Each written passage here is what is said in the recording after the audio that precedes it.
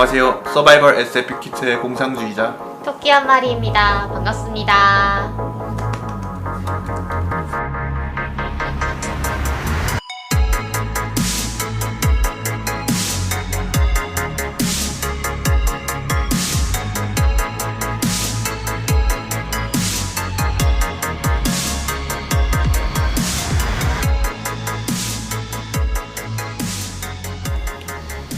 네, 공상님 오늘은 특별한 손님을 모셨죠? 네. 네, 모셨는데 일단 네. 손님은 조용히 있으시고 저희가 오프닝 좀 하고 이제 정말로 초대를 해보도록 할게요. 네. 손님은 그동안 닉네임을 고민을 하고 계시면 되겠습니다. 그 지난주에 TT님께서 파티에 댓글을 또 달아주셨어요. 그 채채파리의 비법 다룬 방송에 23회 방송에 댓글을 달아주셨는데요. 일단 앨런 남편으로 나오는 그 주인공 앨런의 위치는 콜롬비아라고 하네요. 그래서 북위 2도에 서경 75도라고 나오는데, 그래서 소라소리라는 그 팟캐스트에 윤소라 성우님께서 마지막으로 할 만한 멋진 일, 그 제임스 티트리 주니어의 다른 작품에 대해서도 읽어주셨다고 합니다. 그래서 뭐 그런저런 얘기와 또 제임스 티트리 주니어의 소설들을 영어로 읽을 수 있는 사이트도 소개를 해주셨고요. 그 다음에 뭐 소설 속에서 아직도 이제 마그네틱 녹음 테이프를 사용하는 게 재밌었다고 얘기를 해주셨네요. 좀 옛날 SF 뭐 필립 K.딕 작품 봐도 많이 나오는데 그런 테이프를 이용하는 작품들이 많이 있는 것 같아요. 좀 옛날 SF 같은 경우에는.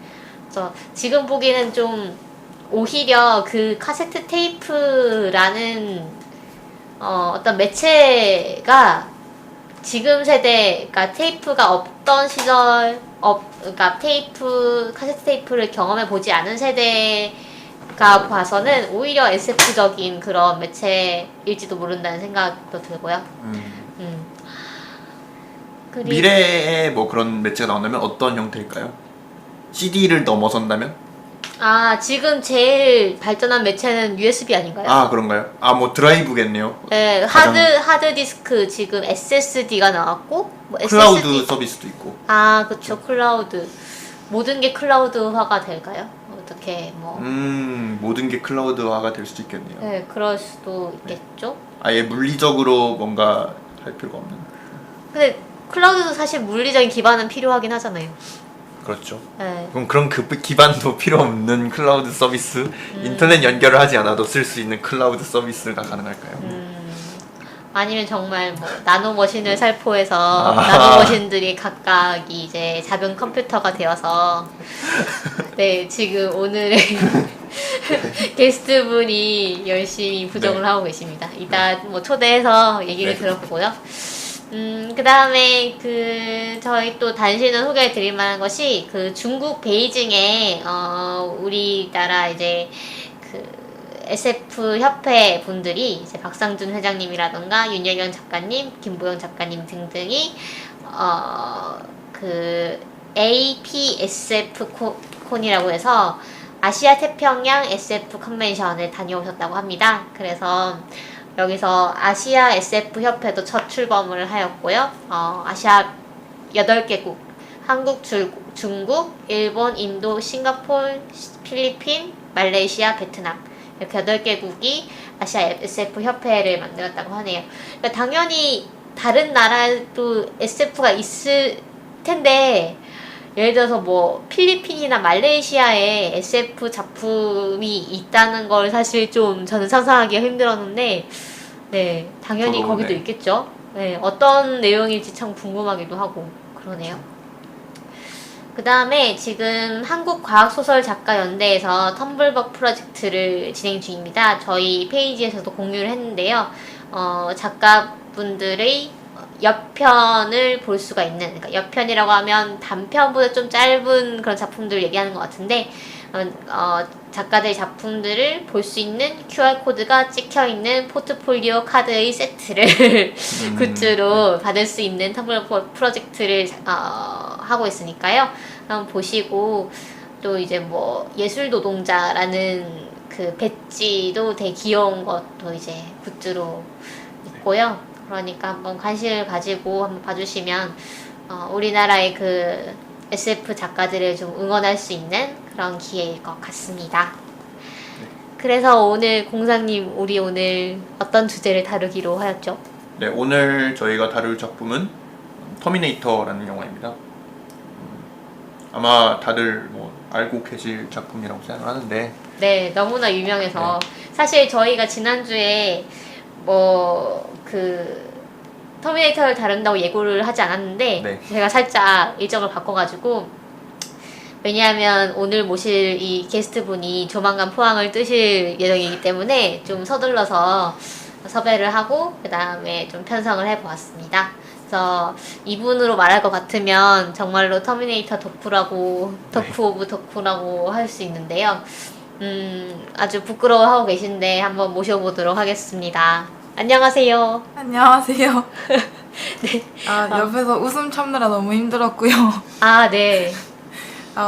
닉네임을 뭐 T1000으로 할까 T800으로 할까 고민하고 있었는데 아, 역시나.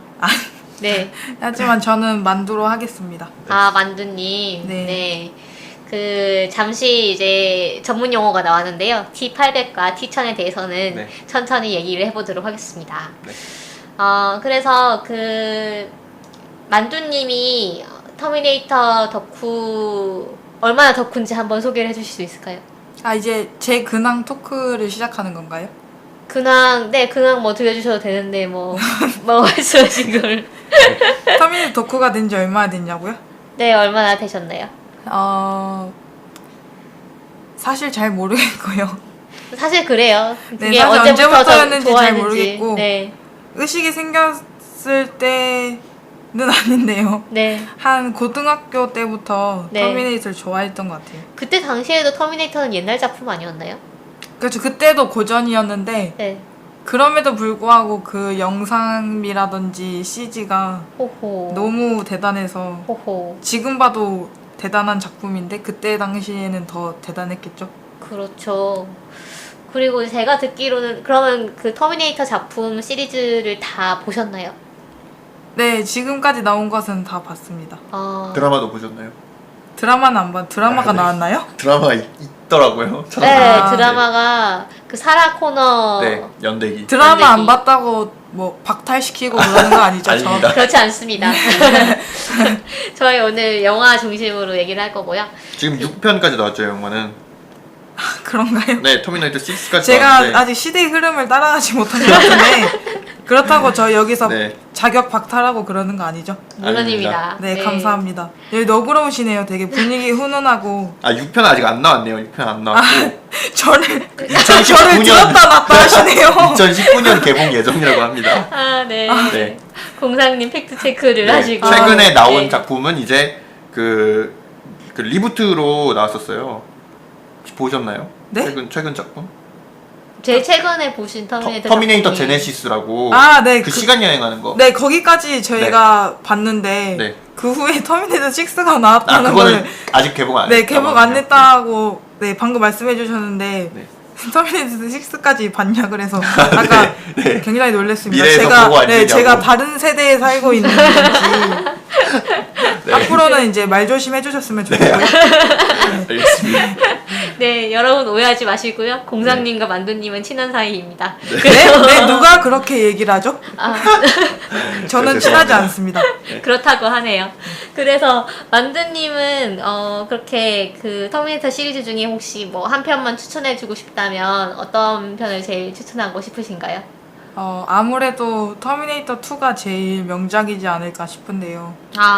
안 그래도 만두님이 그렇게 추천을 해주셔가지고 저는 터미네이터 2를 이제 최근에 봤습니다. 그리고 공상님도 터미네이터 시리즈 다 보셨다고 들었는데, 네, 뭐 내용이 정확하게 기억이 나는 건 아닌데요. 네.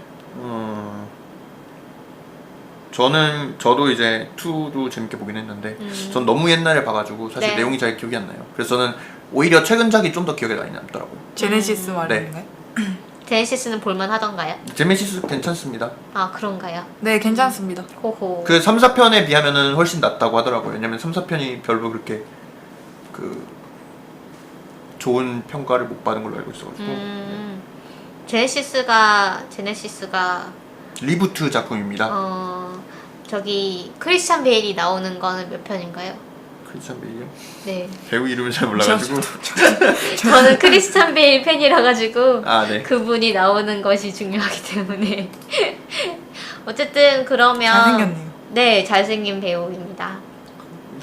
그러면 일단 제가 터미네이터 2를 봤기 때문에 오늘 터미네이터 2를 중심으로 한번 얘기를 해보고 그 다음에 다른 작품들에 대해서도 뭐 이제 만두님이나 공상님이 하실 얘기가 있으시면은 좀 얘기를 해보는 걸로 하면 어떨까요? 네 좋습니다.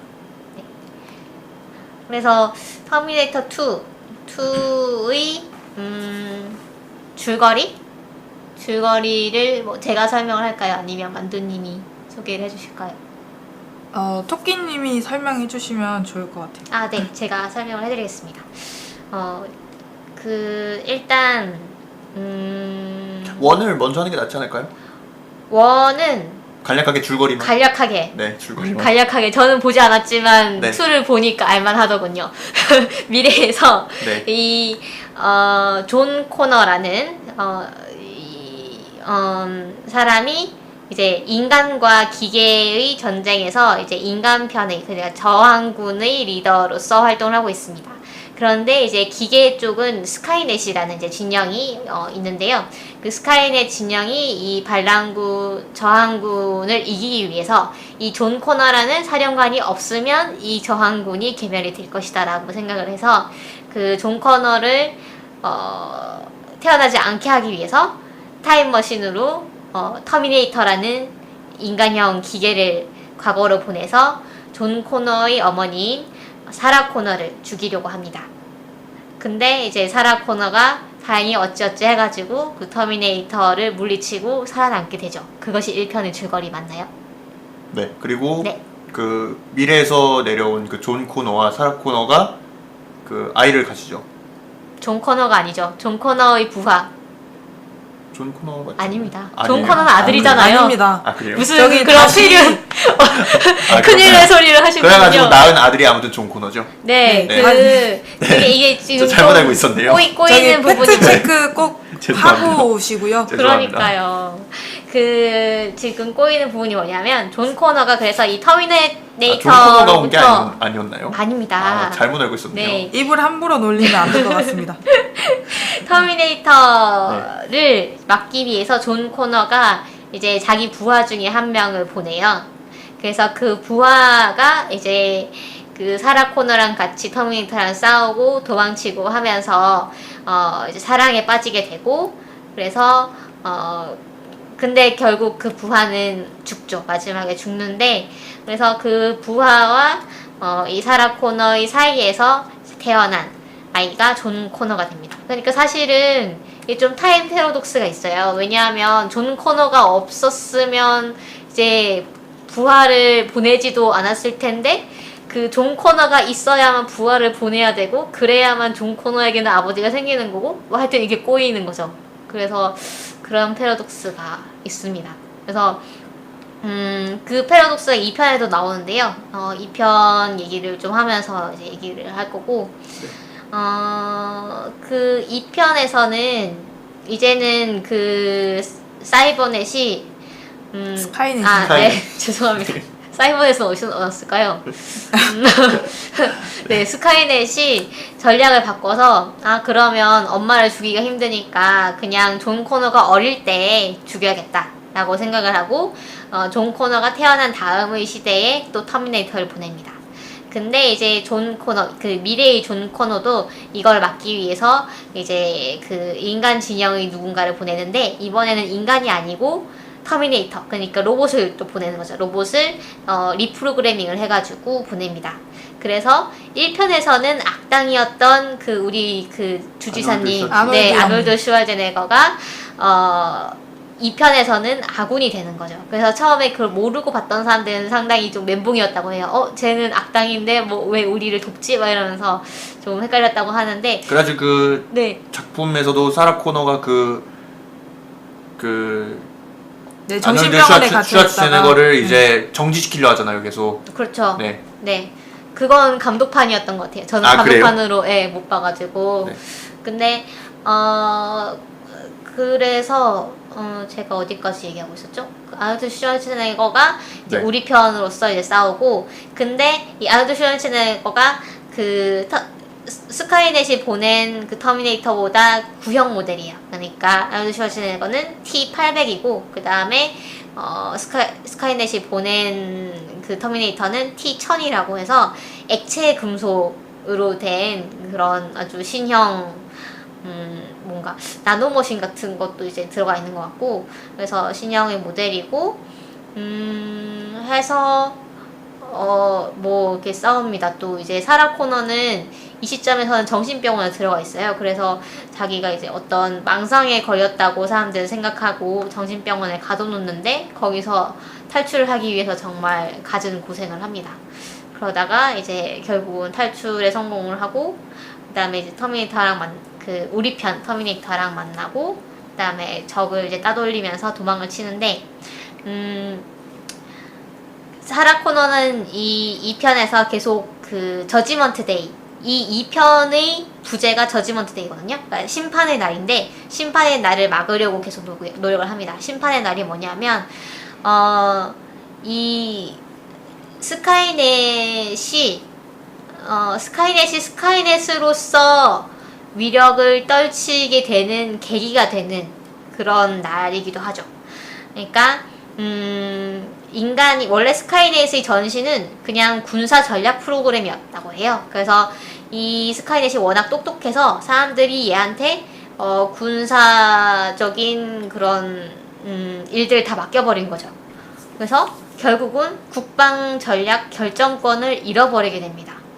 그래서 97년 8월 29일 새벽에 인간이 이래서는 안 되는데 라고 하면서 이 스카이넷을 스카이넷의 권한을 뺏으려고 하니까 스카이넷이 러시아를 향해서 핵미사일을 발사해버립니다. 요거는 3편에 좀 더 자세히 나와요. 아, 네. 그렇군요. 네. 그래서 러시아가 여러분이 상호 확증 파괴라는 걸 아시는지 모르겠는데, 이제 미소 냉전 시대에는 더더욱 그렇게 심했는데요. 이제 미국이 만약에 핵미사일을 발사를 하면 러시아도 이제 너 죽고 나 죽자라는 작전으로 이제 그 미사일을 맞은 그 지역 외의 지역에서 미국이나 아니면 그 미사일을 발사한 그 적국을 향해 또 핵미사일을 쏘게 됩니다. 그래서 그 반격으로 인해서 미국의 그 30억 인류가 한순간에 사라진다고 합니다. 그것이 심판의 날인 거고요. 그래서 이 사라 코너는 이 심판의 날을 막으려고 이 스카이넷이 탄생하지 않는 그런 미래를 만들려고 하는 거죠. 그래서 미래에서 온 그 우리 편 터미네이터가 이 스카이넷의 탄생에 대해서 얘기를 해줍니다. 스카이넷이 탄생하게 된 계기는 사이버다인이라는 회사였는데요. 이 사이버다인 회사의 수석 엔지니어인 마일스라는 사람이 혁신적인 그 컴퓨터 칩을 개발하면서 이게 이제 미군의 스텔스 기에 이식이 되면서 이제 점점 스카이넷이 국방 시스템을 장악하게 되는데, 근데 여기서 또 타임 패러독스가 있어요. 그 사이버다인사의 그 엔지니어가 이 칩을 연구하게 된 계기가 바로 1편에서 망가졌던 그 터미네이터 T800의 잔해를 이 사이버다인사가 입수를 하게 됐기 때문입니다. 그래서 이것도 참 좀 말이 안 되죠. 왜냐하면 스카이넷이 없었으면 터미네이터가 오지도 않았을 텐데, 근데 터미네이터의 그 과거로 온 터미네이터의 잔해를 개발해서 스카이넷을 만들어내게 되었다 라는 것이니까요. 그래서 이것도 패러독스긴 한데, 아무튼 그래서 결국은 여러분들이 예상하시다시피 그 사라 코너와 존 코너와 우리 편 아군 터미네이터가 힘을 합쳐 싸워서 T-1000 그러니까 적군 터미네이터를 무찌르고 마지막에 좀 감동적인 장면이 있죠. 그쵸. 우리 편 터미네이터가 내가 남아 있으면 여전히 너희들은 스카이넷을 개발하게 될 거다라고 하면서 이제 용광로에 들어가서 용광로에 뛰어들면서 아일비백. 아일비백이 아니라고 합니다. 아일비백이 아닌가요? 네, 아일비백은 그 전에 나온 거고 그 그 장면에서는 아일비백이군요. 그 장면에서는 아일비백이라고 한 적 없고 뭐라 그러죠? 그냥 아무 말도 안 하나요? 뭐라고 그랬지? 땡큐도 아니고 잘못 알고 있는 게 맞네요, 제가. 네. 그래서 네. 하여튼 엄지손가락, 네. 이렇게 들고 이제 가라앉죠. 그래서 많은 사람들이 이제 그 엄지손가락과 아일비백을 연결해서 기억을 하고 있지만 사실은 그때 나온 대사는 아니라고 합니다. 왜냐하면 그때 Trust me라고 하네요. 네. 굿바이입니다. 굿바이인가요? 네, 역시 전문가. 그래서 사실 그렇게 가라앉으면서 아일비백이라고 하면 좀 이상하잖아요. 맥락이. 그래서 네. 그렇습니다. 여기까지 줄거리 소개였습니다. 네. 네, 수고하셨습니다. 괜찮은가요? 네, 만드님 뭔가 중간에 네. 그 사이버다인 그 회사의 최고 엔지니어 이름을 잘못 말하셨는데 네, 다이슨입니다. 마일스 다이슨. 마일스만 얘기하셨군요. 네, 네, 네. 네, 그렇습니다. 감사합니다. 역시 상세히 알고 계시는군요. 그래서 저는 이제 좀 재밌었던 건 아까 말씀드렸던 타임 패러독스 네. 였거든요. 혹시 타임 패러독스에 대해서 얘기를 하면 네. 정말 아무 말 대잔치를 할 수가 있는데 네. 이를테면 우선 그 터미네이터 1인 경우에 네. 본인의 그 아버지가 될 사람을 이제 존 코너가 보낸 거잖아요. 네. 그러니까 사실 존 코너가 그 사람이 자기 아버지란 걸 알고 있었을까요? 아니면 모르고 있었을까요? 알고 그러게요. 있었겠죠. 알고 있었어야 된. 알고 있었겠죠. 알고 있지 않았을까요? 근데 어머니가 얘기를 안 해줬으면 몰랐을 수도 대부분 있잖아요. 알 수도 그런가? 있는데 네. 대부분 알 거라고 생각을 하는데 저도 알고 보내지 않았을까라고는 이제 생각을 했는데 사실 아버지는 잠깐 어머니를 도와줬다가 죽은 사람이고 그렇죠. 그러면 그 보낸 카일리스의 아버지는 누구입니까? 그렇네요. 왜냐하면 그 죽는데 터미네이터가 아니라 그 이제 아니죠. 존 코너가 그 카일리스가 자신의 부하이고 훨씬 그 존 코너보다 카일리스가 나이가 적단 말이에요. 네. 미래에서는. 그렇죠. 근데 자기보다 나이가 작은 부하를 어머니를 도와주라고 이제 보냈는데 그 사람이 자기 아버지라뇨. 네. 그렇죠. 그럼 카일리스는 누구의 아들이죠? 저 이해가 안 가요. 왜 카이리스의 아버지가 나오는 거예요? 그냥 궁금해서요. 네. 그냥 궁금해서. 그렇죠. 네. 네, 카이리스가 그러니까 존 코너의 아버지입니다. 존 코너가 과거로 보낸 부하고요. 그러면 이제 카일리스의 아버지가 만약 네. 있다면 네. 존 코너와 비슷한 연령이었을 텐데 네. 그럼 존 코너는 자기와 비슷한 어떤 남성이 존재하고 그게 이제 자기의 할아버지가 될 수도 있는 거잖아요. 그렇죠. 그게 좀 이상해서요. 그렇죠. 그러니까 이게 막 꼬이게 되는 거죠. 타임 패러독스란 영화가 있잖아요. 네, 맞아요. 네, 그런 영화를 보시면 좀 더 이런 거에 대해서 자기가 막 자기의 아버지고 막 이런 영화들이 그렇죠. 있으니까. 네, 타임 패러독스는 아니면은 그러니까 평행 우주로 사실은 타임 패러독스를 이해가 되게 이제 설명을 할 수 있잖아요. 타임 패러독스를 그렇죠. 막기 위해서 다른 우주였다. 네, 그건 이제 다른 세계였다 이렇게 설명을 하는 게 네. 대부분인데 그렇게 따지자면 최초의 그 아버지는 카일리스가 아니었겠죠. 존 코너의 아버지가. 그러네요. 그러니까 최초의 아버지는 카일리스가 아니라 이제 존 코너가 그 우연히 이제 어떤 이제 사라 코너와 다른 남성 사이에서 태어났는데 이제 사라 코너가 그 이제 군인으로 키우고 이렇게 싸우다가 이제 본인 이제 젊은 시절 어머니를 지키기 위해서 보낸 부하가 자기 아버지가 되고, 그럼 그 평행 우주 속에서는 그게 네. 이제 그렇게 생각하면 말이 안 되는 게 스카이넷은 전쟁을 막으려고 로봇을 보낸 거잖아요. 근데 다른 데로 보낸 거네요. 다른 우주로 보낸 거. 스카이넷이 전쟁을 막으려고 하나요? 전쟁을 이기려고. 예, 그 존 코너를 죽이려 그런 거잖아요. 예. 그런데 근데- 엉뚱한 데로 보낸 거네요. 다른 우주로 그쵸, 보내버린 의미가 거네요. 없었네요. 네. 그거 보내봤자 안 바뀌잖아요. 그쵸. 자기네가 있는 미래는 안 바뀌죠. 아, 그렇죠. 네. 네. 아무튼 그렇습니다. 그러니까 그게 그렇죠. 평행 우주라고 생각해도 말이 안 되네요. 그러니까 또 이제 한 가지 그 의문점은 사라 코너가 그 심판의 날을 막기 위해서 막 이렇게 노력을 하면서 근데 또 아들을 미래의 사령관을 키우려고 노력을 한단 말이에요. 사실은 둘 중 하나만 해야 되는 거 아닌가요? 그러니까 스카이넷이 없는 미래라면 아들을 사령관을 키울 필요가 없고 아들을 사령관을 키우려면 사실은 스카이넷이 있을 거라고 이제 상정을 하는 건데 보험 미래에. 같은 거니까요. 보험. 혹시 모르니까. 그러니까 스카이넷이 네. 중간에 나왔고 그때부터 사령관으로 키우지 않았을까요?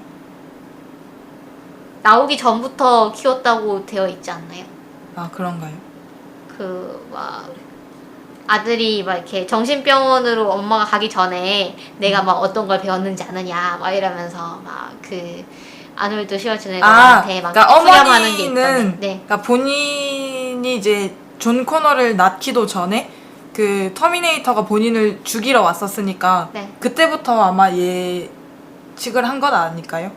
그래서 이제 본인의 아들이 그 스카이넷을 굉장히 위협하는 위협적 존재가 될 것이기 때문에 본인을 위협하러 왔다고 이제 알고 있으니까 이제 존 코너를 그렇게 강하게 키우려고 하지 않았을까. 그리고 막 어머니는 무기도 막 모아놓고 거의 뭐라고 할까요? 그 혼모노죠. 용병의 삶을 거의 약간 밀덕인가요, 밀덕? 네. 예. 어머니가 좀 우리가 생각하는 전형적인 어머니 캐릭터는 아니에요. 확실히 네. 보면은 존 코너에 대해서 물론 존 코너를 되게 아끼기는 하지만 어떨 때 보면 좀 좀 개무시하기도 하고 존 코너를 사라 코너는 네. 그 정말 태생 군인이라고 할 정도로 좀 그렇죠. 네, 근데 그런 거 1편에서는 그렇지 않을 거잖아요. 네, 그렇지 않았는데 이제 네. 그렇게 바뀌어 가게 된 거죠. 네. 어머니가 스스로 지키기 위해서 그래서 웬만한 특수부대보다 싸움을 잘하고요. 그러니까요. 무기도 잘 다루고 네. 그다음에 뭐 멕시코인가요? 뭐 남미 어느 쪽에 가가지고 막 이렇게 싸바싸바 해가지고 막 무기를 밀수한 것 같죠? 네, 네, 네. 밀수해가지고 쌓아놓고 그리고 되게 사실 정신병원에는 좀 억울하게 갇혀 있는 것처럼 나오기는 하지만 실제로 좀 정신적으로 약간 불안정한 상태인 것 같아요. 계속 이제 악몽을 꾸고 그 다음에 아들한테 어떤 친밀감이라던가 뭐 이런 거를 표현하는 경우가 잘 없는 것 같아요. 약간 계속 좀 불안해하고 어떤 좀 안심을 못하고 있고 그다음에 아들이 어떤 정서적인 뭔가 지지를 원할 때 그러니까 엄마를 구해오기 위해서 정신병원에 갔는데 막 이러면서 막 우니까 그걸 외면하잖아요, 엄마가. 그러니까 엄마가 처음에 이제 존 코너한테 너 왜 왔어 이러면서 여기 오면 안 되지 이러면서 정신병원에 여기 오면은 너 당연히 위험해지는데 너 왜 왔냐고 막 이렇게 막 꾸중을 해요. 그래서 존 코너 아니 나는 엄마 구하러 간 건데 왜 그래 이러면서 막 찡찡 짜는데 엄마는 그걸 이렇게 외면을 하죠. 그래서 그런 걸 보면은 이 어머니가 상당히 스트레스를 받았거나 아니면 조금 지금 정신적으로 좀 불안정한 상태이거나 뭐 아니면 아예 그냥 성격이 원래 그렇게 쿨하거나 중간에 네. 그런 장면이 나오잖아요. 그 무기를 이제 가지러 갔을 때 터미네이터와 존 코너가 이제 셋이서 같이 이제 갔을 때 이제 터미네이터가 그 아이들하고 놀아주고 이제 존 코너랑 놀아주는 모습을 보면서 이제 독백을 하잖아요. 사라 코너가 이제 터미네이터라면 이제 항상 존 옆에서 그 지켜줄 수 있을 거다. 죽지도 않을 거고 뭐 그런 식으로 이제 얘기를 하는 장면이 나오는데 그걸 보면 그쵸 진정한 예. 부모가 될 수 있을 것이다 뭐 이런 네. 그런 거 보면 이제 본인은 해주지 못하지만 옆에서 본인이 죽어도 계속 존 코너를 돌봐줄 수 있는 그런 사람이 있었으면 하는 바람은 나오는 것 같아요. 그렇긴 해요. 어떻게 보면은 이 작품 자체가 그 주인공이 그 사라 코너나 존 코너보다는 약간 그 터미네이터 T800에 맞춰져 있는 것 같아요. T800이 어떻게 로봇에서 좀 인간답게 거듭하느냐 이런 것이 약간 작품에서 주된 주제 중 하나가 아닐까 이런 생각이 들더라고요. 그렇죠. 그 얘기를 하려고 했어요. 그 사실 저는 이제 그 주지사님의 얼굴과 터미네이터라는 작품만 이제 제가 어렸을 때 기억을 하고 있었기 때문에 1편이랑 2편이랑 헷갈렸던 것 같아요. 그래서 분명히 주지사님이 우리를 도와줬던 것 같기도 한데 근데 터미네이터는 나쁜 사람들이었던 것 같기도 하고 막 이러면서 그 좀 헷갈렸었는데 지금 이제 다시 2편을 보니까 1편에서는 아놀드 슈워제네거가 악역이었고 2편에서는 선역이었던 거를 이제 기억을 하게 됐고요. 그래서 T800은 이제 T1000이랑 달리 이제 그냥 정말로 철골로 된 그런 스켈레톤을 가지고 있고 그 다음에 겉은 인공 생체조 기질으로 이제 둘러싸여서 피도 약간 나기도 하고 그래서 겉으로 봐서는 구분이 안 되는 그 외형을 가지고 있는데 다만 그 성격이 우리가 흔히 생각하는 그 인간이랑 닮았지만 인간이 아닌 로봇은 이럴 것이다 라고 하는 그런 전형적인 성격을 가지고 있죠. 뭐 좀 유머를 이해하지 못한다거나 또 뭐가 있을까요? 로봇을 로봇답게 하는 성질이 뭐가 있을까요? 로봇을 로봇답게요? 그러니까 인간과 차이가 나는 이 T800의 특징이라고 한다면 뭐가 있을까요? 사람의 감정을 읽지 못하죠.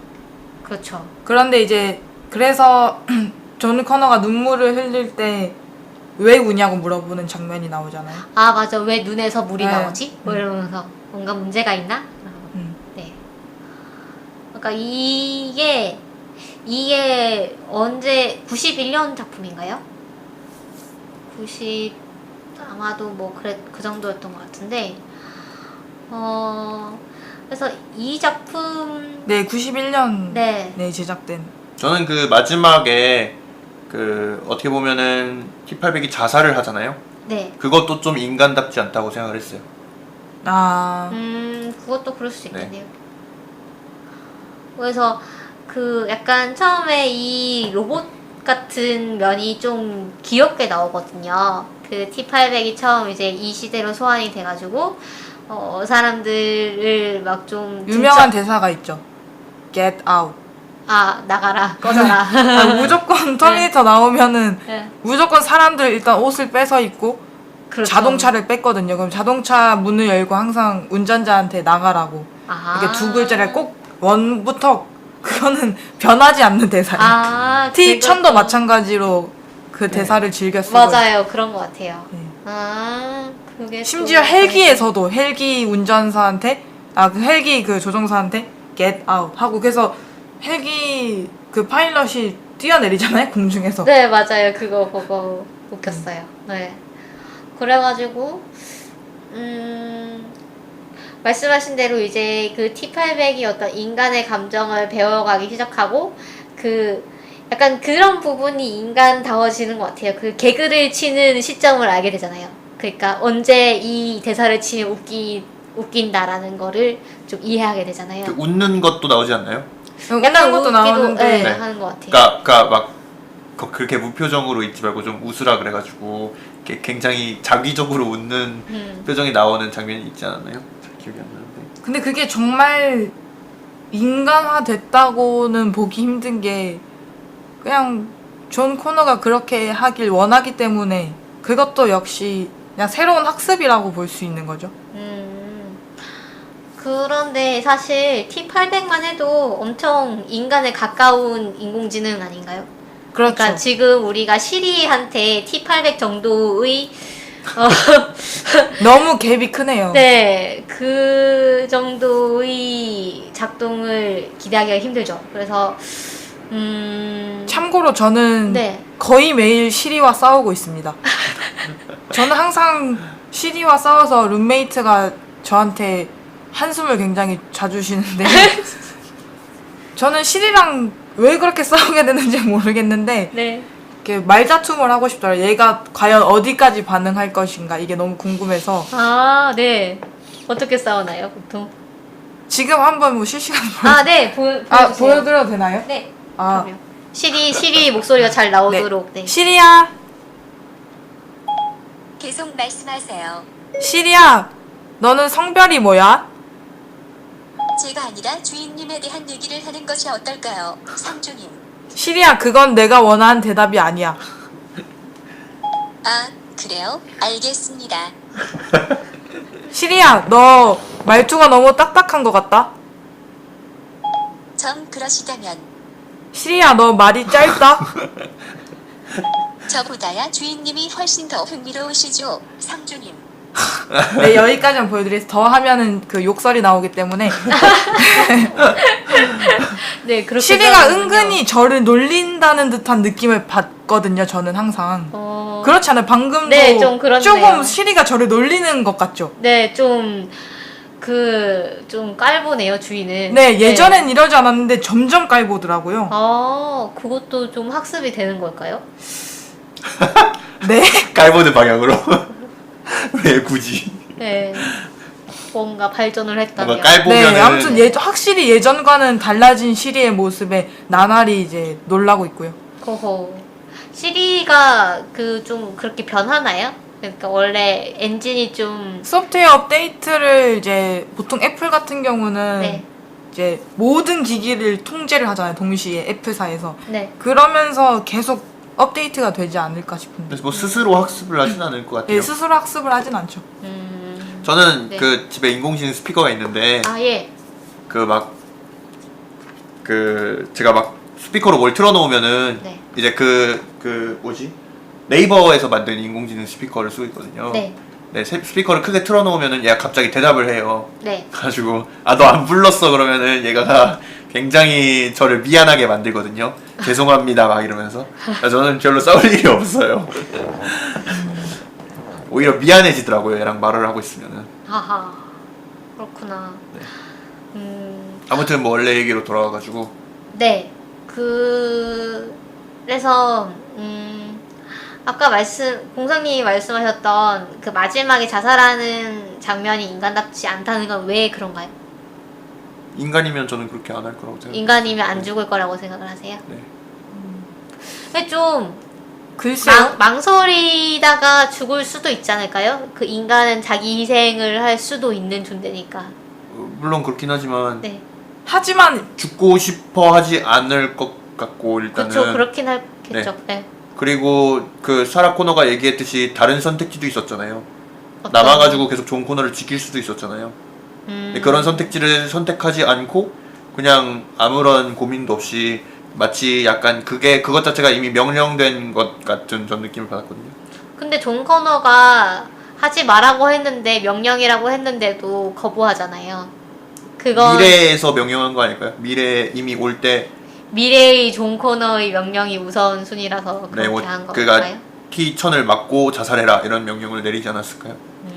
근데 그런 게 영화에 나오지는 않잖아요. 물론 그렇긴 하죠. 네. 그렇긴 하죠. 네. 네. 그냥 예측입니다. 저는 그냥 T800이 생각을 해서 그렇게 판단을 한 것 같고, 그리고 고민이 사실 걔네의 생각회로는 우리보다 빠르기 때문에 고민을 많이 했을 수도 있어요. 사실은 그럴 수 있죠. 죽을까 말까를 수없이 반복한 다음에 결론을 내린 걸 수도. 자유의지가 있다는 것은 확실히 보여지죠. 그런 것 보면. 같아요. 그러니까 좀 시키는 대로만 하는, 처음에는 이제 시키는 대로만 하는 캐릭터였는데, 네, 점점 갈수록 그렇지 않게 되는 것 같아요. 자유의지가 뭘까요? 근데? 자유의지. 그것에 대해서 논하려면은 너무 근데 오래 그 걸리지 않을까. 3편에서는 네. 더 충격적인 장면이 등장하는데 여기서도 이제 T800이 다시 나오거든요. 아, 네. 근데 이 T800은 악당이에요. 네. 그런데 이제 존 코너는 이 악당이 아니고 얘가 아군. 네. 아군이었는데 그 정신지배를 당해가지고 그 악당이 돼버리거든요. 그 데이터가 다 날아가 버려요. 네. 전에 있던 기억이. 그런데 존 코너가 얘를 가지고 정신 차려 이러니까 실제로 이제 정신이 돌아옵니다. 헐. 그런 장면도 나와요. 어떻게 데이터가 지워졌는데 해보게 되죠? 그건 저도 모르죠. 그런 장면이 나옵니다. 허허. 그건 정말 픽션이네요. 네, 그러게요. 픽션적인 네. 부분이죠. 근데 네. 그게 보여주는 장면은 약간 그 어떻게 보면은 영혼? 네. 그 고스트. 로봇에 영혼이 있다 이런 거를 네. 약간 암묵적으로 좀 보여주는 것 같기도 하고 왜냐면 아하. 영혼이 없어졌다가 어디선가 아하. 영혼이 다시 돌아왔다 이런 느낌으로. 정말 아. 말이 안 돼. 네. 네, 말이 안 되죠 물론. 네. 고스트의 존재를 네. 그리고 보여주고 그 있는. 지점에 대해서도 네. 이제 짚고 넘어가야 할 게 있잖아요. 존 코너의 양부모님한테 네. 전화를 거는 장면이 이제 공중전화로. 아, 네. 거기서 이제 T800의 그런 대처 능력, 맞아요. 그거 꽤 놀라웠어요. 예, 그것에 대해서 어떻게 생각하시나요? 그게 잠깐 설명을 드리자면, 이제 그 전화를 양부모님한테 건 다음에, 그 존 코너한테 걔 이름이 뭔지 물어봐요. 이제 T800이. 그래서 존 코너가 뭐라고 했더라? 뭐 하여튼 그 걔 이름이 뭐, 예를 들면 뭐, 뽀삐였는데, 뽀삐야. 이렇게 하니까, 이게 전화로 이 T800이 양부모님한테 혹시 그렇구나. 네. 혹시 원리는 뭐 하고 있어? 라고 이제 물어봐요. 그 존 코너의 목소리로. 그래서 이게 이 양부모가 정말로 양부모인지를 물어본 거죠. 왜냐하면 원리가 만약에 그 걔 이름이 아니면 원리가 누구니? 라고 물어볼 거고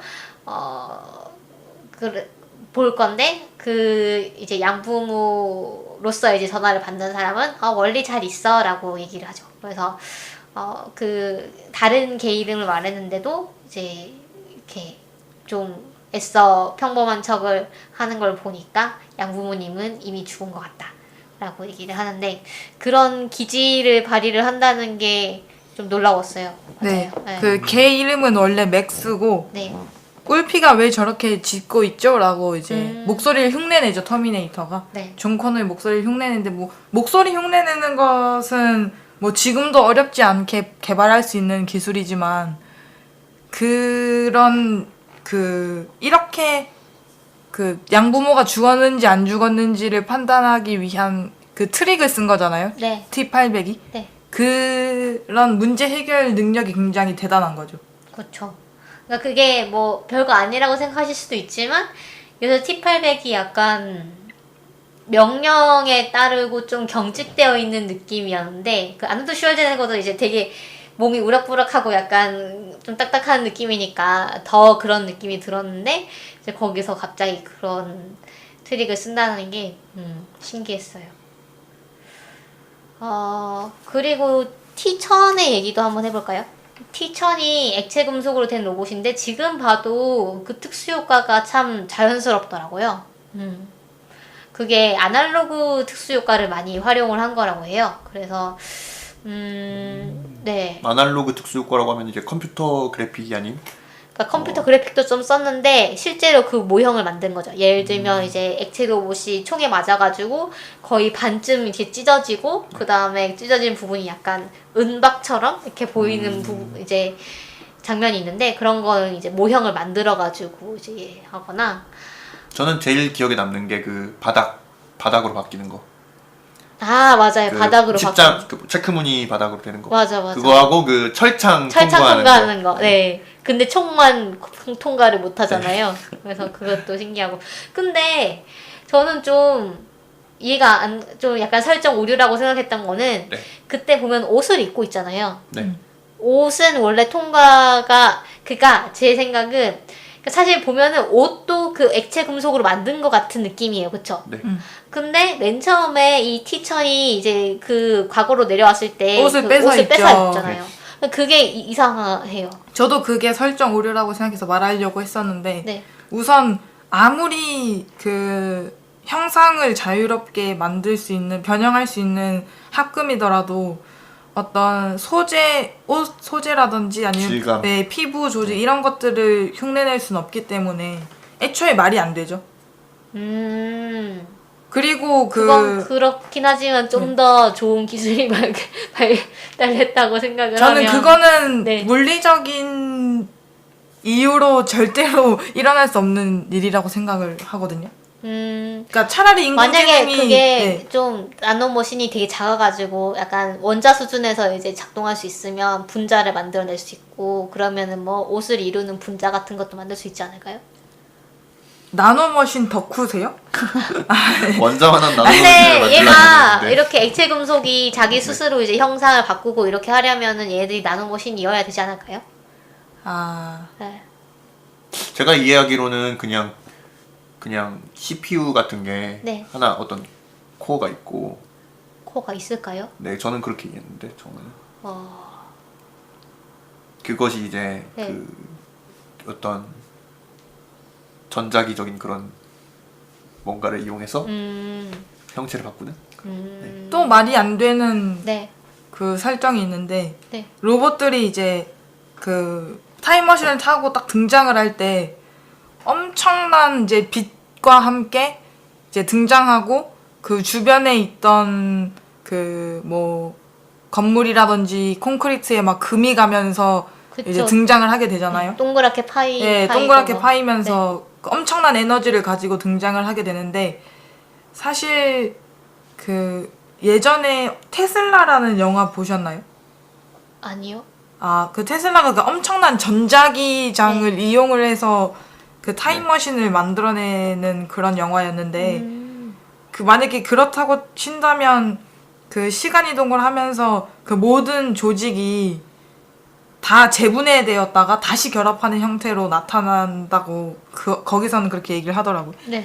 그렇게 따지면 이제 사실 멀쩡한 형상으로 다시 돌아온다는 게 조금 말이 안 되는 거거든요. 시간 이동을 했을 때. 그러니까 온전한 형태로 오는 것이 불가능한데 네. 그것도 좀 근데 그건 사실 타임머신이 어떻게 작동할지 우리가 모르기 때문에 뭐 설정하기 나름일 것 같긴 해요. SF적인 그런 네. 어떤 뭐 SF적 허용? 허용? 사실 뭐 다 분해가 돼서 이동을 해야 된다면 뭐 쓰는 의미가 없잖아요. 타임머신을. 그렇죠. 갑자기 이제 강력한 전자기장 때문에 생각이 난 건데 네. 중력장을 얘기를 할 때 네. 우주에서 보면 이제 중력이 엄청 강하면 주변에 중력장이 형성이 되고 그러니까 엄청나게 이제 무거운 행성이 있다고 친다면 그럼 주변 공간이 이렇게 휘어지게 되잖아요. 그래서 빛도 휘어지게 되고 그래서 현실 세계에서도 만약에 현실 세계에서는 중력장을 만들기 힘드니까 하지만 우리가 물리법칙에서 알 수 있듯이 중력장과 그 전기장과 자기장이 같다는 것을 우리가 배웠잖아요. 네. 그러니까 네. 그런- 어디서 배우죠? 일반 물리에서 배우나요? 그 상대성 이론에 나옵니다. 그래서 그렇군요. 네, 등가 원리로 이제 그 중력장과 전기장이 이제 같다 이런 얘기가 나오는데 네.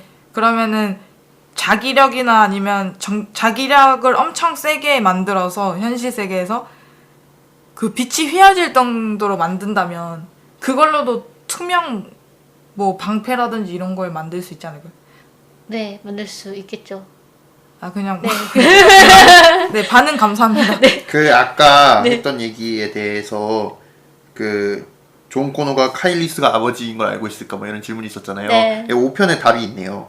5편에서 이제 그래요? 5편이 나왔나요? 네 제네시스가 5편입니다. 아, 카일이 아버지라는 사실을 알고 있기 때문에 그 5편에서 왜 카일리스를 그 과거로 보내는지 나옵니다. 실제로. 왜 보내는데요? 그러니까 그 카일리스 그 존 코너가 이제 함께 그 스카이넷을 습격했는데 이미 스카이넷에서 자기 어머니를 암살하기 위해서 T800을 보냈다는 사실을 발견하고 그래서 이제 카일리스를 따라 보내는 그 장면 자체가 그 5편에서 나옵니다. 아, 네. 예. 그렇군요. 거참 네. 신기하네요. 그래서 이제 전체적인 설정 같은 게 좀 궁금하시면은 네. 그 3편, 4편, 5편을 쭉 보시면은 아마 5편 근데 3, 4편은 안 근데 보셔도 될것 같아요. 제네시스에서는 그 존 코너가 로봇이랑 같이 결합이 되지 않나요? 네, 예, 그렇죠. 그런 장면이 나오죠. 네. 그 맷 스미스가 나와요. 맞아요. 닥터, 맷 스미스도 나온다고 했어요. 그래서 그게 스포라고 악당으로 들었는데 저는 스포라고 들었는데 아 스포인가요 이거? 네, 그 존 커너가 로봇이 되는 것도 그렇고, 네, 맷 스미스가 나오는 것도 그렇고, 맷 스미스가 악당이라는 것도 네. 그렇고 다 스포라고 합니다, 여러분. 이게 3, 4편이 별로 네. 좋은 평가를 못 받았거든요. 맞아요. 그래서 이 5편에서 무슨 짓을 했냐면은 이걸 다 없던 걸로 만들어버렸어요. 그렇죠. 네. 근데 또 다음에도 또 없던 걸로 만든다는 얘기도 있던데요. 그 엑스맨도 이제 비슷한 일이 있었는데 네, 그 엑스맨도 몇 편인지는 모르겠는데 그 3편인가 4편까지 좋은 평가를 받다가 계속 이제 설정 오류 생기고 좋은 평가를 못 받았거든요. 그래가지고 최근에 있던 작품에서 이 엑스맨 시리즈를 다 없던 걸로 되돌려 버렸습니다. 시간 여행을 시켜버려가지고 이것도 이제 그 영화가 시리즈가 잘 안 될 때 하는 그런 어떤 그 비슷한 짓들인 것 같아요. 시리즈를 이제 리부트 시킬 때 시간 여행을 시켜가지고 이제 다 없던 일로 만들어 버리는 거. 그러게요. 네. 아, 제가 좋아하는 크리스찬 베일이 나왔던 건 4편이었군요. 그 이제 미래 구원이라는 부제가 붙어 있는데 우리나라에서는 미래 전쟁의 시작이라는 부제가 붙었었다고 합니다. 네. 그래서 이게 이것도 대단한 실패작이라고 나오네요. 네. 저는 그렇게 나쁘진 않았는데 왜 그러니까 워낙 터미네이터 1, 2에서 엄청난 그 흥행을 네, 해가지고. 흥행을 해서 그 이후가 그러니까 그 독립적으로 보면은 잘 만들었다고 할 수도 있는데 기대에 못 네, 미쳤다. 기대에 못 미쳤다는 평가가 더 클 것 같습니다. 하긴 이 편은 지금 봐도 제가 만두님이 이제 터미네이터를 몇 번씩을 지금 돌려보는데 볼 때마다 너무 긴장하면서 본다는 얘기를 듣고 아 정말 만두님은 혼모노구나 라는 생각을 저는 했는데 항상 손에 땀을 내면서 영화를 보고요. 그러니까 터미네이터 2를 볼 때 항상 그 온몸에 힘이 들어가고 땀을 흘리고 긴장하면서 보는데 네. 얘기만 해도 지금 벌써 손에 땀이 나네요. 그 정도로 근데, 네, 네. 긴장감이 정말 들 정도로 굉장히 잘 만든 영화죠. 네, 정말 박진감이 네. 넘치더라고요. 지금 봐도 정말로 그 추격전이라던가 이런 거를 정말로 따라잡힐 것 같이 이렇게 연출하면서 알고 봐도 무서운 그런 느낌이 있어요. 네, 네, 그럴 것 같더라고요. 그래서 잘 만든 영화니까요. 한번 보시는 것도 좋을 것 같고 그 터미네이터 제네시스에는 그 여러분이 잘 아시는 왕자의 게임에 나온 용엄마가 이제 사라 코너로 나옵니다. 그 에밀리아 클라크가요? 아, 네, 에밀리아 클라크가 그 사라 코너로 나오는데 이 배우도 상당히 연기 잘하기로 유명하죠. 네, 그다음에 리비포유에서 주인공을 맡았던 아, 네. 거기서도 좋은 연기를 보여줬고 여기에는 티천이 이병헌이 이제 나옵니다. 네. 이병헌이 티천으로 나오고 또 연기를 잘했다고 해요. 이게 네. 그 광고가 있었잖아요. 메탈은 단언컨대 가장 완벽한 네, 물질입니다. 네. 그거하고 좀 엮여가지고 맞아요. 네. 그러게요. 그래서 저는 이제 터미네이터 2 볼 때 맨 처음에 둥둥 두루둥 뭐 이러면서 이게 나오잖아요. 그 OST가 나오잖아요. 그게 너무 간지나는 거예요. 저는 그 OST만도 따로 자주 듣고 있습니다. 아, 그런가요? 그걸 들으면서 공부를 하면 잘 되더라고요. 아하, 그렇군요. 좀 비장한 느낌이 드나요? 네. 그렇구나. 네, 그 OST도 상당히 여러분 딱 들으시면 아실 거예요. 그 아주 유명한 OST인데 그게 또 이제 그 오리지널로 딱 보니까 느낌이 상당히 이게 제가 이걸 보고 비로소 깨달았던 게 뭐냐면 EV 시간에서 그 카트란이 나온 에피소드 있잖아요. 그 망가지기 직전의 로봇이 막 이렇게 덜컹거리면서 근데 그때 이제 그 로봇이 위기의 상황에 처했을 때 예를 들면 이제 커피를 마시려고 할 때라든가 그럴 때 둥둥 둥둥 막 이러면서 이렇게 좀 슬로우 모션으로 나오는 거 있잖아요. 그게 약간 그 터미네이터의 오마주가 아닌가라는 생각을 하게 됐어요. 그래서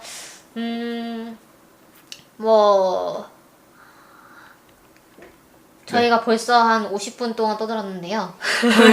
네. 아, 역시 그 터미네이터 마니아인 만두님을 모시고 네. 진행을 하니까 정말 시간 가는 줄 모르겠네요. 네, 시간 가는 줄 모르겠네요. 이것이 바로 타임 패러독스입니다. 여러분은 방금 타이밍표를 하셨군요. 아, 그래서 만두님께 뭐 터미네이터 시리즈의 매력이라고 할까요? 특히 이 영화에 끌린 이유를 한번 여쭤봐도 될까요? 우선 뭐 기계가 너무 멋있었고요. 그래서 항상 터미네이터를 나도 만들고 싶다 이런 생각을 많이 들었었는데 아, 그리고 또 그 영화에서 던지는 그런 메시지가 있잖아요. 감독이 우리한테 전하고자 했던 메시지가 네, 이제 사라 코너를 통해서 이제 영화 마지막 장면에 그 미래는 정해진 것이 아니라 우리가 만들어가는 것이다라는 그런 독백이 나오잖아요. 항상 그렇죠. 그 이제 보이지 않는 그 어둠 속에 계속 끝없는 도로를 달리는 장면이 나오는데 그렇죠. 그걸 보면서 이제 그런 정해진 운명은 없고 우리가 이제 개척해 나가는 것이라는 그런 흔하지만 그런 이제 엄청난 그 박진감 넘치는 그런 장면 후에 이제 그런 메시지를 던지니까 굉장히 잘 와닿더라고요.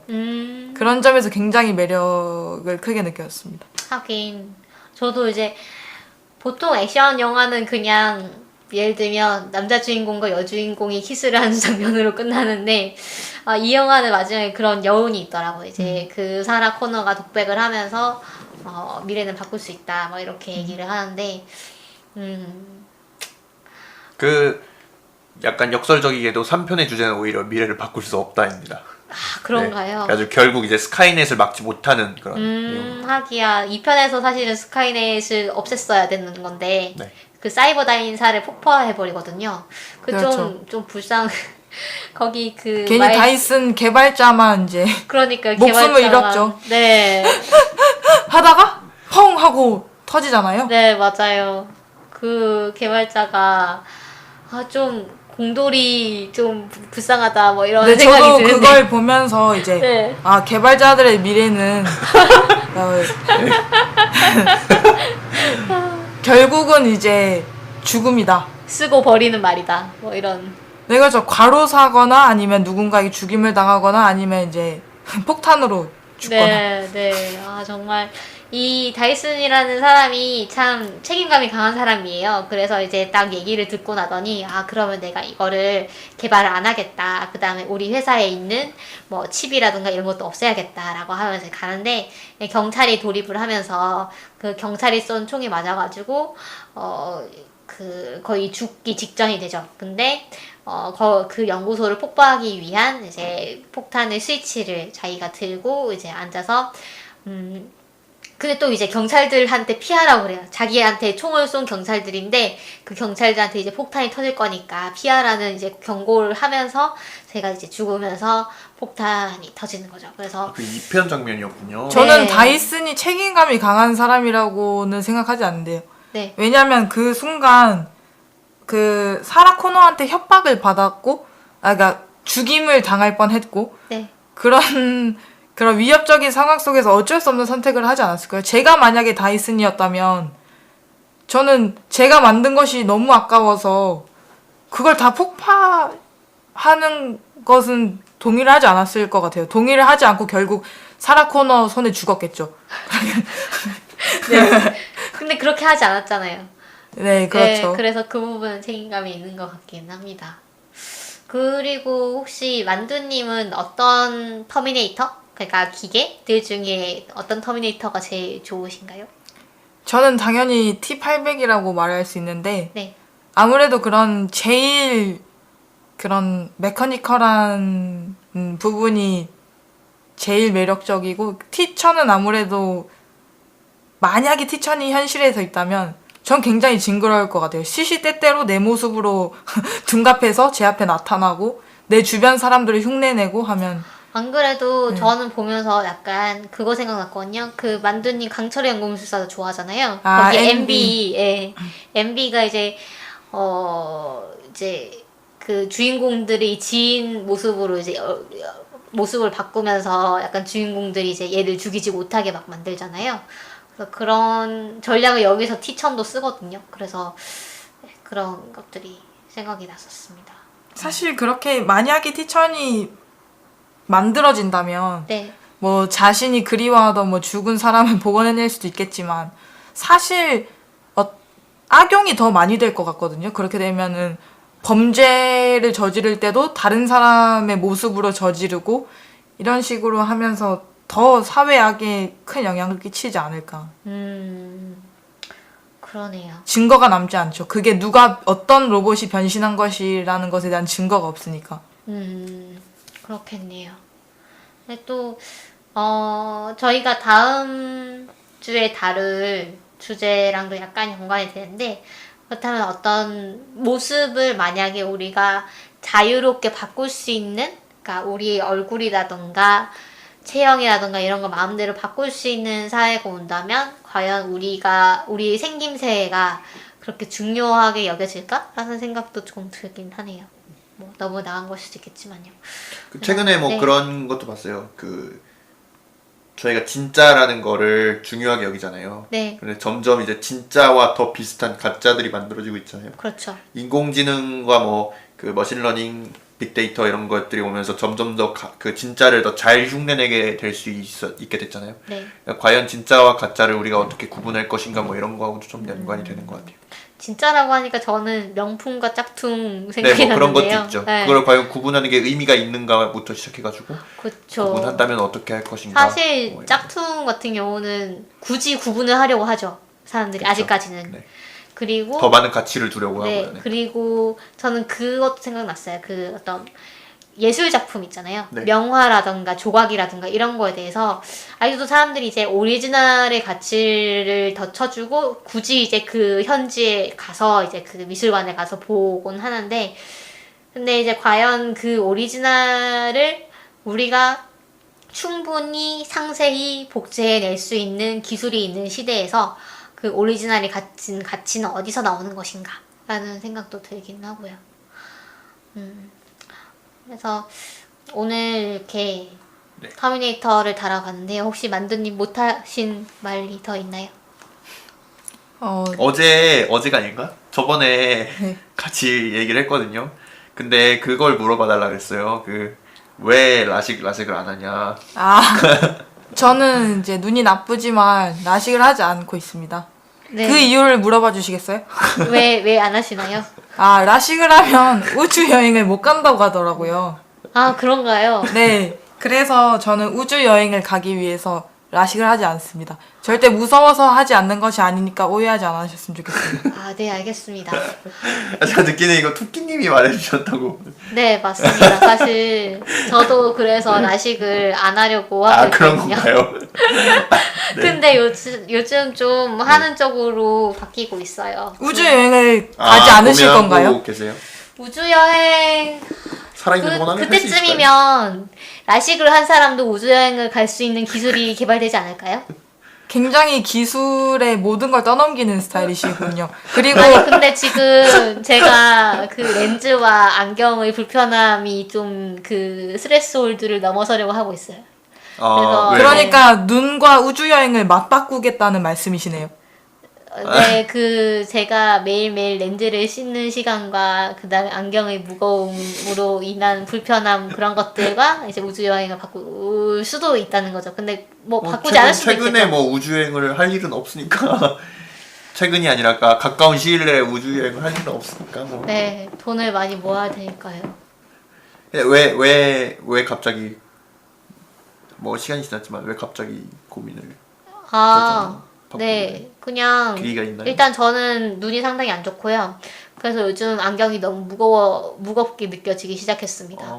그래서 저는 안경알이 대단히 두껍고요. 그래서 저는 안경 아니면 이제 렌즈를 껴야지만 이제 일상생활이 가능한데요. 렌즈는 제가 하드 렌즈를 끼고 매일 뺐다 꼈다 할 때마다 이제 씻어야 되거든요. 그 이제 비누 같은 걸로 해가지고 씻고 그다음에 보존액에 담가야 되는데 보존액도 상당히 비싸요. 보존액이 이제 한 달에 한 통 정도 쓰는데 하나에 8,000원 정도면 이제 뭐 1년이면 8만 원, 뭐 10만 원 이렇게 되는 거고.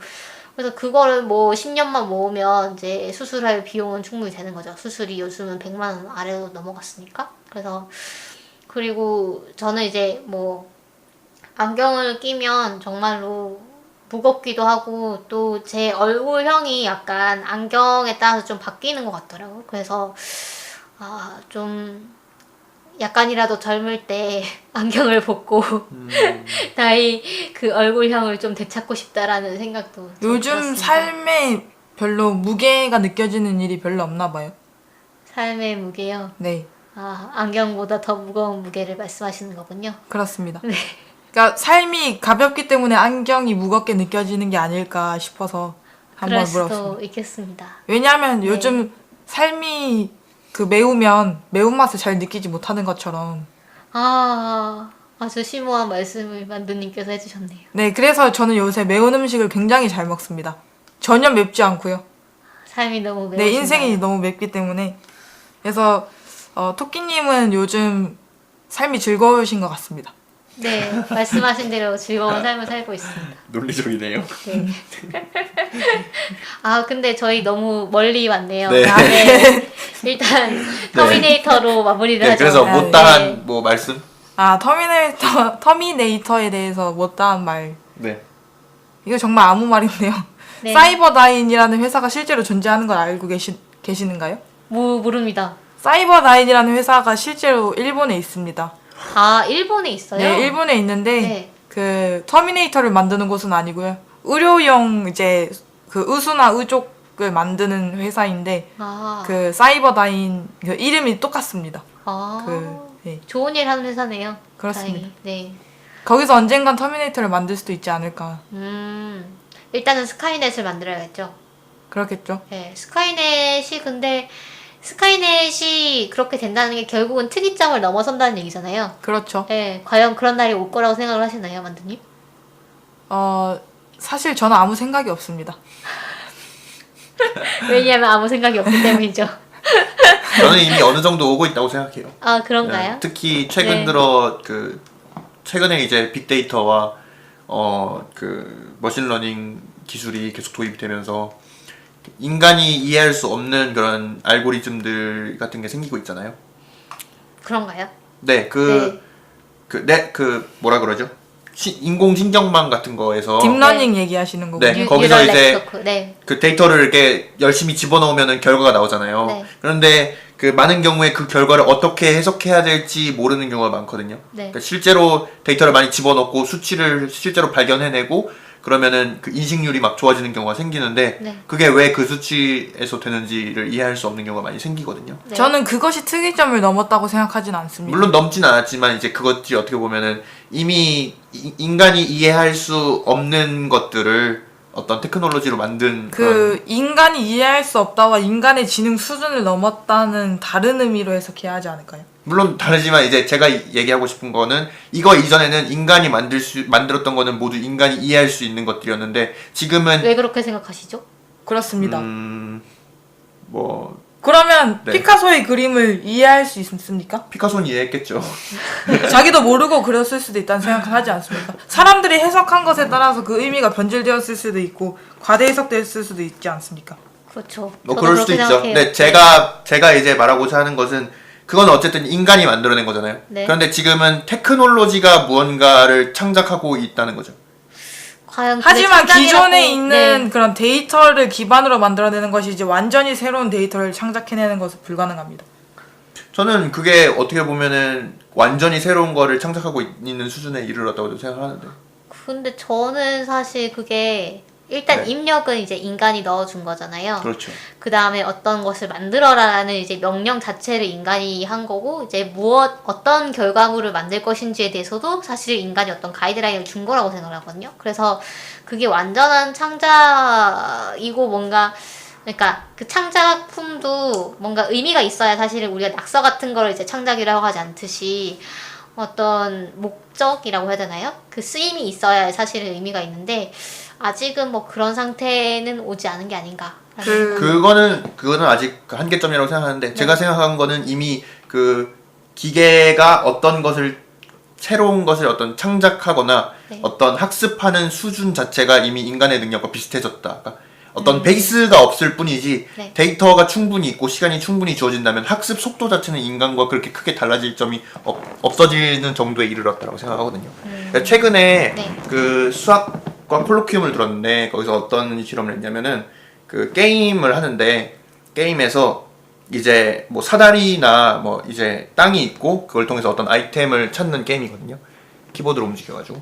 그런데 이제 만약 사다리가 사다리 모양으로 생겼고 땅이 땅 모양으로 생겼고 막 중력의 방향이 이제 아래면은 사람이 이걸 굉장히 잘하는데 그런 것들을 막 뒤죽박죽 섞어요. 예를 들어 배경을 막 바꾼다던가 그 땅에 있는 그런 땅 타일의 모양을 막 불로 바꾼다던가 네. 아니면은 중력의 방향을 막 반전시키다던가 이런 짓을 하면은 그 인간들이 그 게임을 잘 못하거든요. 그런데 그 인간이 그 게임을 학습해서 게임을 깨는데 걸리는 시간하고 그 컴퓨터가 그걸 머신러닝을 통해서 학습해서 깨는 시간하고 똑같아요. 네. 거의 같다라고 실험이 나왔거든요. 그런 것들을 봤을 때 이미 학습하는 그런 수준, 그러니까 아직은 무언가를 학습해야 되는가에 대해서는 기계가 모르지만 그런 어떤 뭐를 학습해라 그리고 결과물이 뭐가 돼야 된다 이런 것들이 주어졌을 때 학습하는 속도는 거의 인간과 비슷한 수준에 이르르지 않았나 이런 생각을 좀 하게 저는 되더라고요. 네. 이런 입장에 대해서 완전 정반대의 입장을 취하고 있는데요. 네. 저는 특히 이제 인공지능을 요새 굉장히 이제 열심히 공부를 하면서 점점 느끼는 게, 만약에 특이점이라는 것이 존재하더라도 올 때까지 굉장히 오랜 시간이 걸리겠구나라는 것을 실제로 공부하면서 느끼고 있거든요. 왜냐하면 물론 그런 어떤 일을 수행하는 것에 있어서 인간의 수준을 뛰어넘을 수는 있겠지만 정말 특이점이 오려면 모든 면에서 인간을 뛰어넘을 수 있고, 그러니까 종합적으로 모든 걸 다 잘해야 되는데 여전히 기계가 사람보다 잘할 수 있는 것은 저는 많지 않다고 생각을 하고, 또 현재 개발된 수준도 사실은 엄청나게 복잡한 일을 수행하거나 이런 거에 대해서는 기계가 너무 취약하기 때문에 굉장히 갈 길이 멀다고 저는 생각을 하고 있어요. 하드웨어적으로는 아직 너무 떨어지는 부분이 많죠. 어떤 뭐 팔이라든지. 그렇죠. 그리고 또 계속해서 이제 컴퓨터 공학에서 그 인공지능과 알고리즘에 대해서 열심히 공부를 하고 있지만 사실 하드웨어 없는 소프트웨어는 무용지물이나 마찬가지죠. 저희가 다음 방송에서 또 그 부분도 얘기를 해보도록 하겠습니다. 아, 그런가요? 네. 저희가 특이점에 대한 얘기까지 해봤네요. 다음에 뭐 또 네. 기회가 된다면은 네, 관련해서 더 이야기를 자세히 나눠볼 수 있을 것 얘기를, 같습니다. 네, 해보도록 하죠. 그럼 오늘 만두님 오늘 방송 해보니 어떠셨어요? 굉장히 그냥 따뜻한 분위기인 것 같습니다. 굉장히 어떤 훈훈하고. 얼마나 차가운 분위기를 예상하셨길래 네, 오랜만에 그냥 사람들이랑 만나는 게 일단 오랜만이고요. 너무 슬픈데요. 슬프네요. 이게 네. 사람과 접촉하고 이렇게 온기를 느낄 수 있다는 것만으로도 굉장히 따뜻한 시간이었던 것 같습니다. 네, 다행이네요. 감사합니다, 만두님. 네. 네, 저희야말로 저희 방송을 이제 네. 채워주셔서 사운드를 감사합니다. 가득 채우고. 저는 굉장히 그 기계적인 사람이고 네, 터미네이터 같이 이제 굉장히 이제 금속과 비슷한 느낌을 가진 사람인데 이렇게 사람의 느낌을 받으니까 굉장히 새롭네요. 네. 800이 된 기분. 만두님은 실제로도 이제 기계공학을 전공을 하고 계세요. 그래서 앞으로 정말로 T800을 만드실 수 있기를. 제가 물론 여태까지 착한 이제 모습으로, 네. 제가 네. 기계공학 열심히 공부하고 이제 해본 결과 T800은 절대 만들 수 없습니다. 흉내는 낼 수 있겠지만 모양은 만들 수 있지만 T800은 만들 수 없습니다. 왜 그렇죠? 여태까지 말했던 것 같은데 네, 아직 그 수준이 시능이 예, 그렇다는 예, 거죠? 예. 기계적으로는 만들 수 네, 있다. 기계적으로는 만들 수 기계적으로도 어렵지 않을까요? 지금? 기계적으로 굉장히 만들기 힘들죠. 웬만한 이제 섬세한 손을 가진 사람이 아니고서야 이제 웬만한 뚝딱충 아니고서 이제 만들기가 힘들죠. 뚝딱충 네. 전문 용어인데 네. 혹시 양해해 주시면 바라겠습니다. 그 요즘 로봇이 많이 나오잖아요. 네. 그 어디죠? 보스턴 다이나믹스였나? 예, 보스턴 네. 다이나믹스 유명하죠. 네, 거기 보면은 거의 이제 그 덤블링 로봇까지 나왔죠. 직립보행은 뛰어다니기도 거의, 하고. 네, 자연스럽게 하고 그 험지 같은 것도 굉장히 잘 다니잖아요. 근데 그런 데서도 보면은 손가락 같은 거는 아직 어려운 것 같아요. 그리고 부피도 너무 크고요. 그 T800에 비해서 너무 부피가 크죠. 그렇죠. 몸통이 굉장히 크죠. 네. T800 정도의 부피로 로봇을 만들려면은 근데 왜 사람들이 그렇게 휴머노이드 로봇을 만들고 싶어 하는지 아시나요? 잘 모르겠습니다. 왜 본인과 비슷한 형태의 로봇을 만들고 싶어 하는 걸까요? 보스턴 다이나믹스에서 이번에 상용화하는 거는 직립보행이 아니고 그 사족 아, 그 발로 차도 절대 네. 쓰러지지 않는 그 이제 슬픈 BGM을 깔면 굉장히 슬픈 그 멍멍이처럼 네, 생긴 네. 발길질에 이제 거. 네, 머리에 집게 달린 친구. 네.